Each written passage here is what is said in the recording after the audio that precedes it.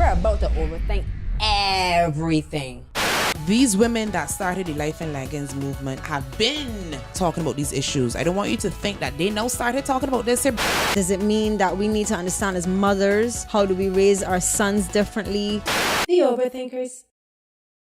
Because I think that there's something else that we've been itching. These 2 weeks, like these literally 2 weeks like was so much. nice, right? Like itching to talk about. These 2 weeks was a lot. It was a lot. Yes. It was a lot.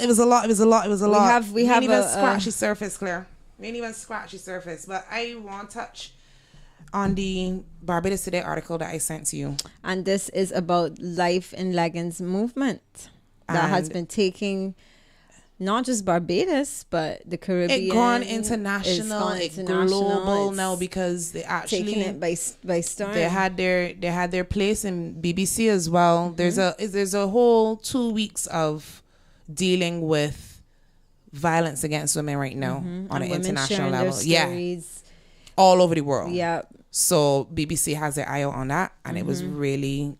I felt really Tanya good. Stevens shared one that was quite violent. That was That was deep. There was another girl, Shari. Hi, Shari. I've read your post. Shari shared a story that touched me because it was about her grandmother being scared to learn how to swim because every time if I remember the story correctly, every time she linked up with somebody to teach her how to swim, it ended up being a physically abusive situation. And her grandmother went to the beach, I think, to swim for the first time when she was like 95. Wow. You know, I found it, but it's a sensitive topic, Nads. Marsha Haynes Lane. Big up to Marsha Haynes Lane.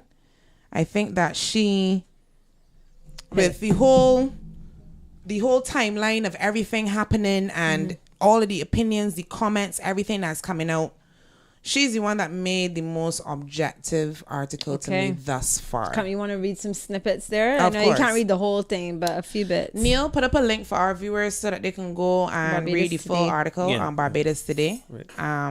Shout out to Barbados Today for opening up their platform to have these sort of discussions. I know these things are real political sometimes. Of Life and Leggings and Burning a Rug. On the same day that the master revolutionary Fidel Castro went to the spiritual realm, a social revolution started among the women of Barbados.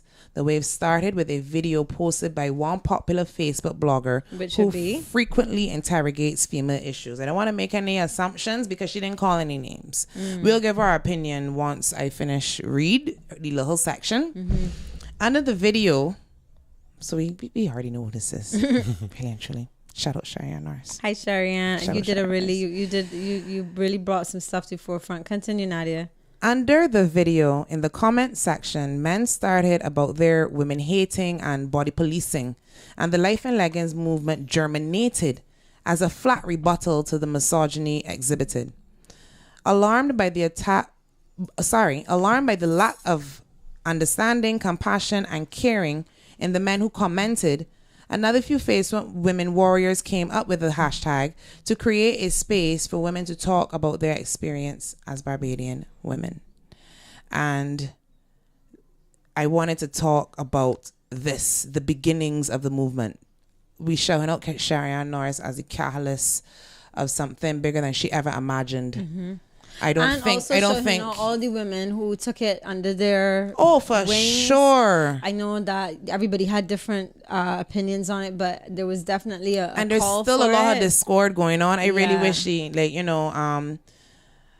people are entitled to their opinions. I wish we could find some respect in between that entitlement. I don't know how it's going to be possible because that word entitlement comes off so negative these days, you know what I mean? No one wants to reside in their entitlement.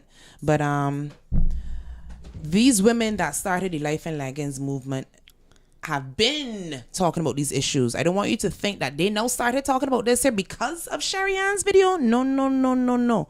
I know a couple of these women. I have them on my profile, on my friends list on Facebook.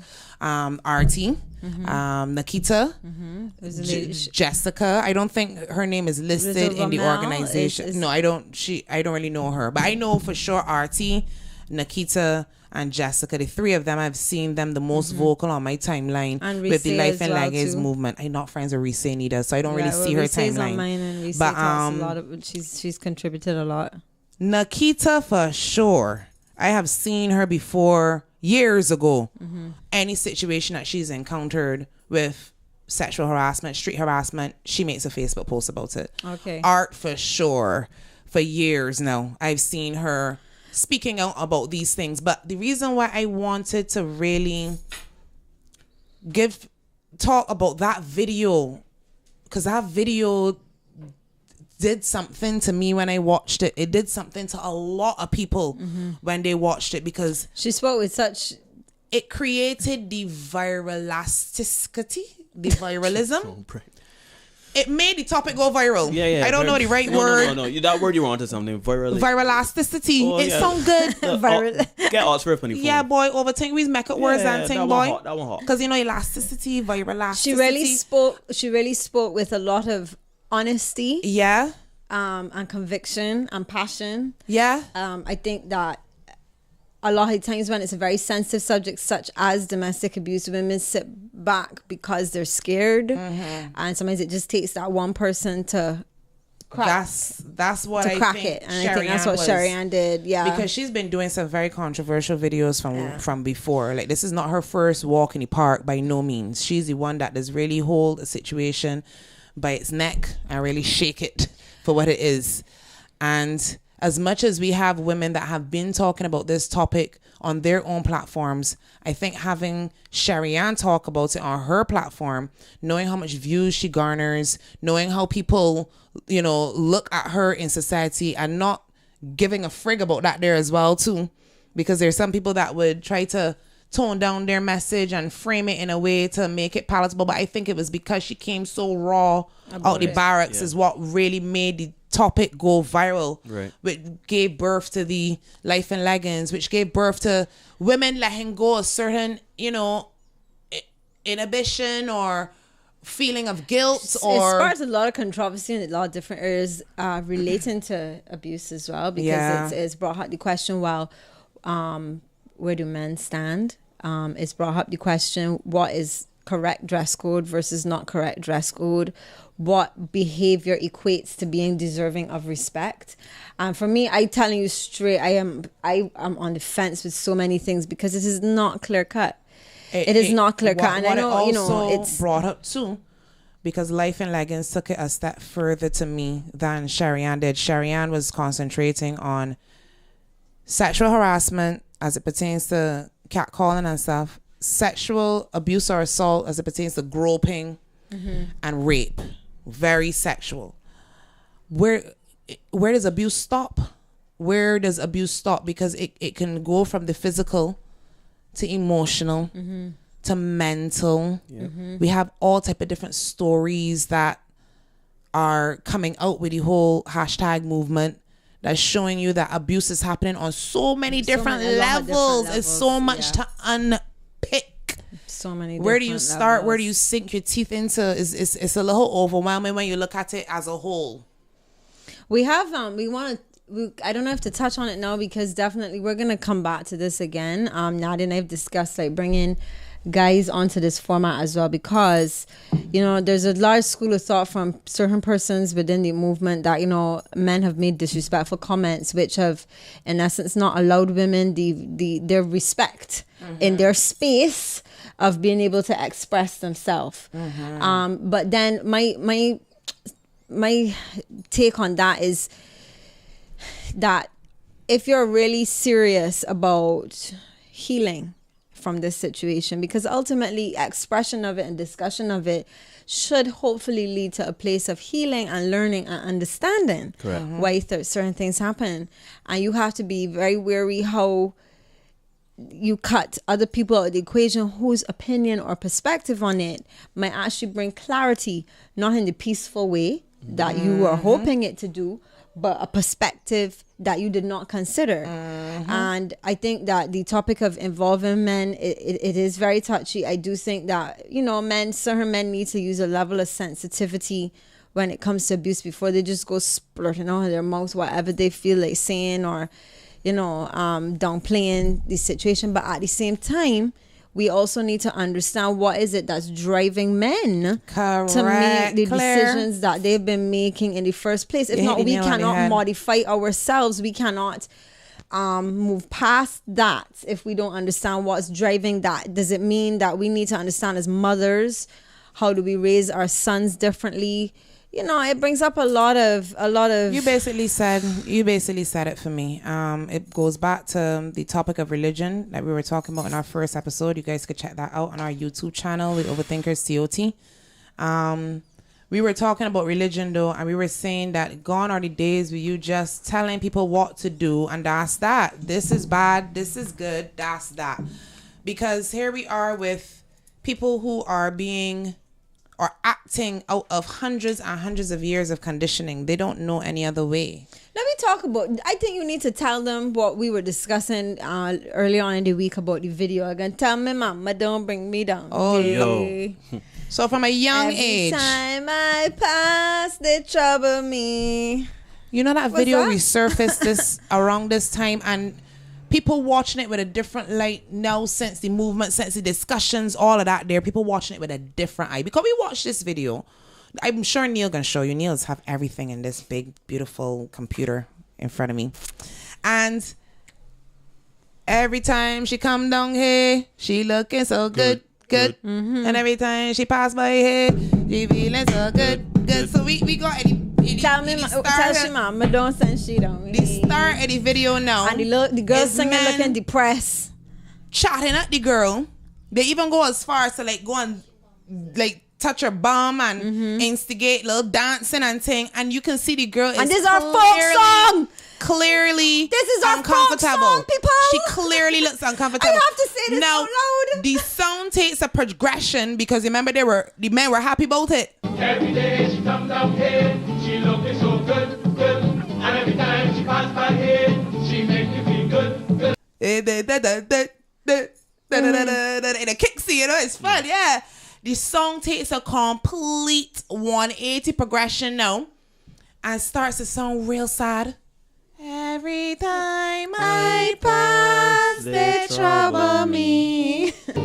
Every time I pass, they pull at me. I'm gonna turn Tell your mama, don't send you down Every time We don't understand this, you my know. mommy don't send me down. And that's one of our biggest And then it kicked back into the folk men now. songs. Every time she got this song is talking about the disconnect right there from men and women. The men don't understand. The women don't like this. You see how the kicksy and the loving it and thing, the dancing and thing, they don't get it. And this the is years ago, The huh? women don't understand that the men don't get it because I've been watching that from the time I was in primary school. Yes. And that, yes. So it's that's true, easily out long before we time. born. That's 30 years. But the thing about it is, time. that's the video. But that has been a folk song for... For a long time. This is know what I'm what I trying to mean? And that say. is These one of the issues. folk songs that we's got to deal with. They got other folk songs out there that just perpetrate this sort of behavior too. So you're playing this here, you're listening to this here as children. You don't think that this can have some sort of shape on the mentality of our society. Like, But even duh. though, like I always say, you know, if we talking about like, there's a large percentage of the music that we listen to that is degrading. It is. Yep. However you chop or change it, it is. But yeah, at the same time, does that mean that at my core, that the type of music that I like to listen to, that I want to stop listening to this music because of the lyrics? You understand? I don't know if I could bring myself to that space, because when you're listening to the rhythm and everything else, the music, I like it. Isn't there a difference between sexual So- appreciation and sexual harassment? Can we But talk a lot about of these sex? songs can be still interpreted as sexual harassment. Like what you just said is a folk song. Right. Whether you have it in the genre of a folk song, whether you have it in the genre of rap or Right. bashment, it is still interpreted as derogatory towards women. Right. But I'm saying that the same way how it's 30 years ago, the people making that this would have been like, yeah, but I just like, and I can apply that to a song here now. Yeah. But what do? There's that discord between sexuality and then there's mixed signals as well, because you have a lot of men that saying now with the whole, the harassment and stuff like that, is that it's how they're getting forward. It's the way they do things, and it's been working for them thus far. So why we gotta change something that ain't broke? So if you